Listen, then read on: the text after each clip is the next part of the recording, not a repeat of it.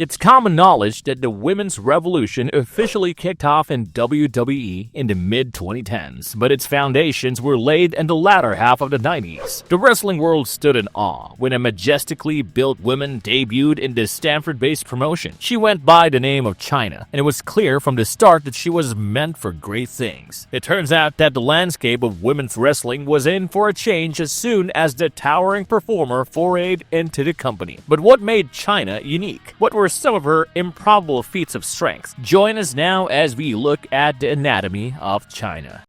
Various professions. The woman behind the character of Chyna, Joanne Marie Laurer, joined the Peace Corps after graduation and spent some time abroad. It was after returning from her first job that she was thrust into a variety of professions to make ends meet. Laurer went through many occupations, from selling pagers to working in a strip club as a cocktail waitress. Not only that, the future WWE star worked as a 900-number chatline worker and as a singer in a band. If you thought that was it, you'd be wrong, as Chyna even underwent training to become a flight attendant, but couldn't join the eventual job. Fortunately, fate had other ideas, and Laurer joined Killer Kowalski's wrestling school instead. Who would have thought that a woman who struggled to land a permanent job would one day dazzle the wrestling world? Joining Kowalski's wrestling school opened the door for her, but fate still had a major role to play.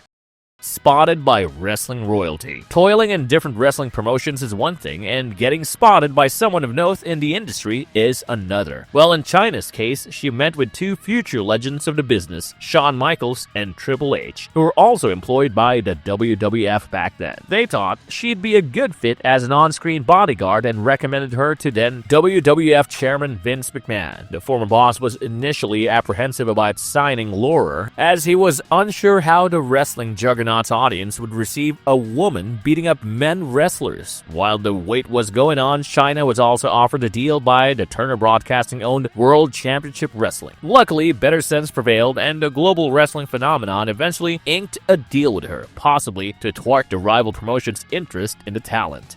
WWF debut as a new member of D-Generation X. The WWF fans caught the first glimpse of Chyna when she debuted in the 1997's In Your House 13 Final Four event. She appeared from the crowd to attack Marlena, Goldust's valet, who was in the squared circle with Triple H, and this was just the beginning, as the ninth wonder of the world immediately aligned herself with Shawn Michaels and Hunter's stable, D-Generation X. She functioned as the muscle for the villainous ensemble and regularly interfered on the group's behalf to tilt the results in their favor. Chyna's introduction to the wrestling world coincided with the advent of the acclaimed Attitude Era in WWF. Next, she was involved in a romantic angle with Mark Henry while being a part of D-Generation X, but it all turned out to be a ruse within a few months. Nevertheless, Laurer was set for bigger and bigger things in her wrestling career shortly after that.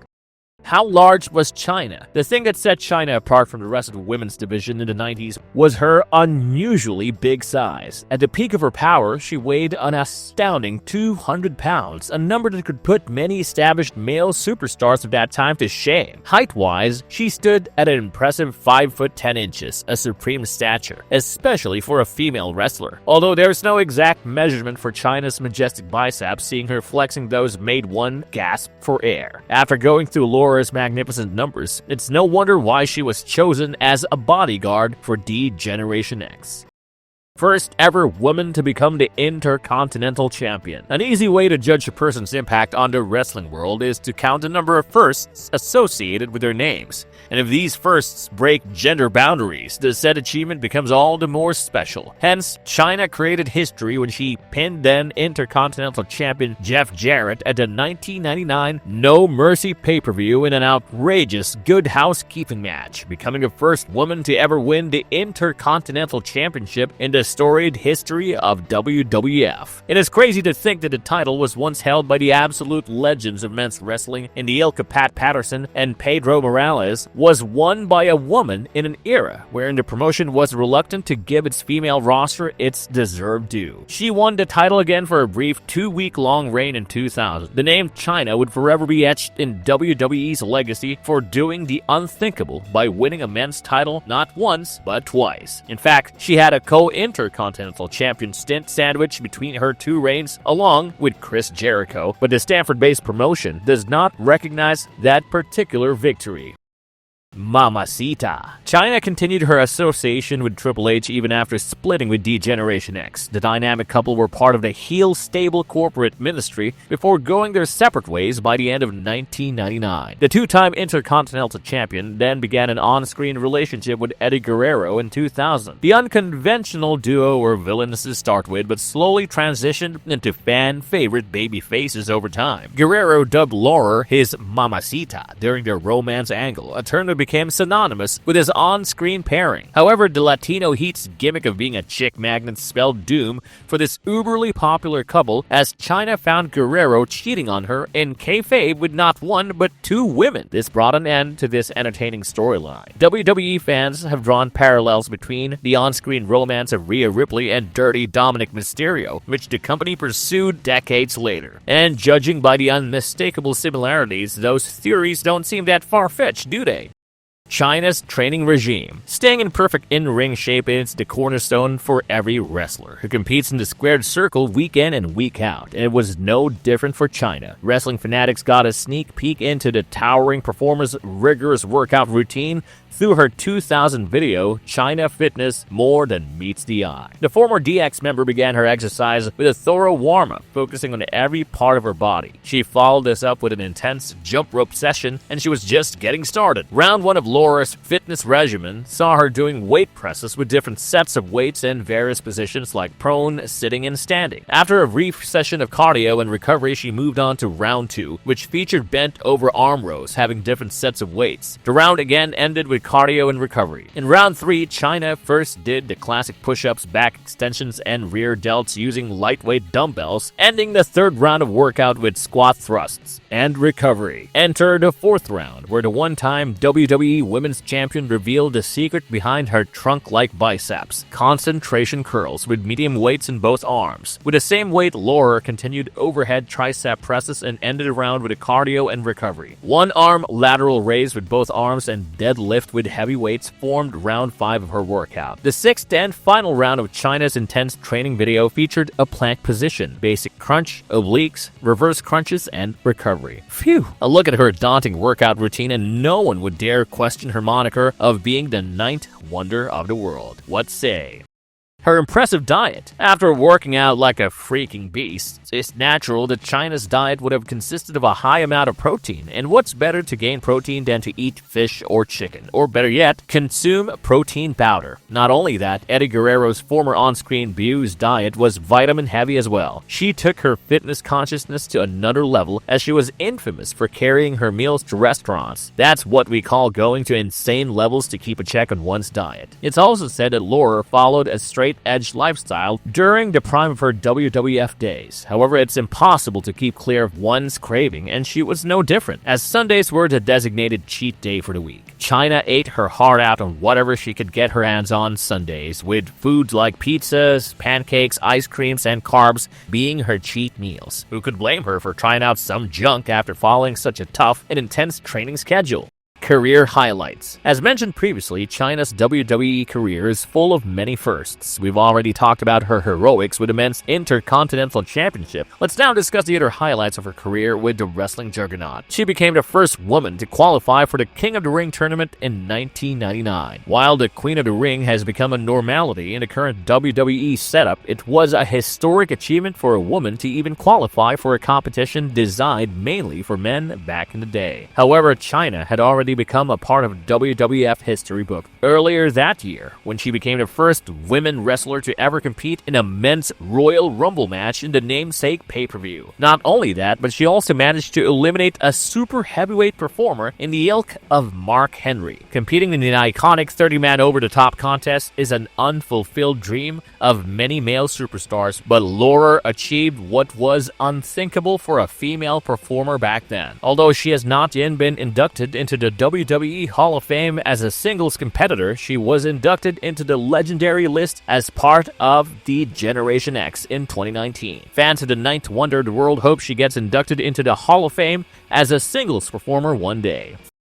Feats of strength. The WWE folklore is filled with many superstars from past and present displaying their brute force. However, a woman superstar overpowering male performers in the middle of the ring is a thing that was unheard until Chyna made it look effortless. She easily lifted and body slammed many prominent names in the global wrestling phenomenon during her time with the company, from Dean Malenko, who weighed 210 pounds, to Perry Saturn, who weighed 240 pounds. Each has been at the receiving end of Laura's dreaded power slam maneuver, but the biggest scalp for the heavyweight women performer had to be Mankind, who was built upwards of 260 pounds. These are the feats of strength that Chyna displayed in the ring. What about her insane display of power of it? Well, it turns out she was a master with weights away from the squared circle as well. The former DX member is said to have bench pressed an astounding 315 pounds during a gym session. If you thought that was mind-boggling, wait till you hear her supposed deadlift record. An earth-shattering 420 pounds during the initial years of her wrestling career. Now those are some impressive numbers. Exit from WWE. After going separate ways, first with D-Generation X and later with Eddie Guerrero, Chyna embarked on her journey to achieve single glory in WWE. She entered into a feud with the Right to Censor Stables Ivory because she appeared on the cover of the November 2000 edition of Playboy magazine. The heel ensemble portrayed a conservative gimmick, and in turn, Laura appearing on the Bold magazine's cover in real life gave WWE enough ammunition to make it into a storyline in the kayfabe world. This beef saw Chyna winning her first and only WWE Women's title at the WrestleMania 17 event against Ivory. After defeating Lita at the Judgment Day pay-per-view the same year, she continued her reign. However, she vacated her title shortly after and was never again seen on the Stanford-based promotions programming. There are varying versions of the reasons behind her unceremonious exit from WWE, but one claim from her sister Kathy is the most substantial. She claimed that the towering performer was offered a $400,000 per year contract by the wrestling juggernaut in 2001, but Chyna asked for a whopping $1 million per year term. These claims were later substantiated by former WWE head of talent relations Jim Ross, who added that the demand of the improbable sum was behind the two parties backing away from inking a deal. Stints with NJPW in Impact Wrestling. After calling it quits on her impressive career with the WWE, Chyna sought to dominate the Japan-based NJPW in 2002. She had a handful of matches with the promotion, rubbing shoulders with a who's who of the company in the ilk of Hiroshi Tanahashi and Masahiro Chono. However, this wasn't enough for the two-time WWE Intercontinental Champion to replicate her success with her previous employers. Hence, she decided to part ways with a Tokyo-based promotion after a 3-month stint. It was nearly a decade before Laura appeared in a wrestling promotion, this time in Impact Wrestling in 2011. She appeared in a couple of contests while there, including a Battle Royale and an intergender match, teaming up with Kurt Angle to take on the team of Jeff Jarrett and Karen Jarrett at the 2011 Sacrifice event. Chyna made a telling contribution in the bout, forcing Karen to tap out to end the match. Fans hoping for a sustained run from the accomplished wrestler were in for a shock as she departed the Orlando-based promotion shortly after.